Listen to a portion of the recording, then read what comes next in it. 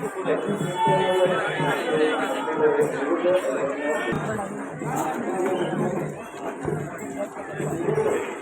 मी इथे उभा आहे, जो मोठा गावचा गणेश घाट आहे.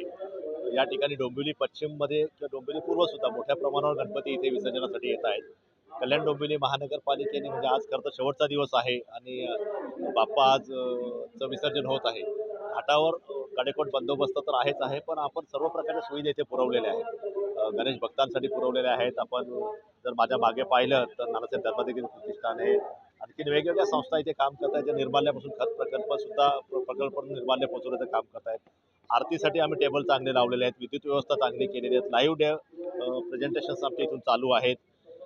त्याचबरोबर आमच्या CCTV कॅमेरे लागलेले आहेत आणि बराच स्थानिक नागरिक, स्थानिक माजी पदाधिकारी किंवा राजकीय व्यक्तीसुद्धा या ठिकाणी सहकार्य करत आहेत. वेगवेगळ्या सामाजिक संस्था सहकार्य करत आहेत आणि आत्ता साधारणतः 3 वाजेपासून जर आपण पाहिलं तर या ठिकाणी मोठ्या प्रमाणात गणपती विसर्जनाला सुरुवात झालेली आहे. उत्तर रात्रीपर्यंत हे गणेश विसर्जन चालणार आहे. लोक इथे खुश आहेत, नागरिक खुश आहेत, इथे सुविधा चांगली आहे. आज पाऊस जरी असला तरी सुद्धा मोठ्या उत्साहाने मात्र इथे गणपतीचं विसर्जन सुरू आहे.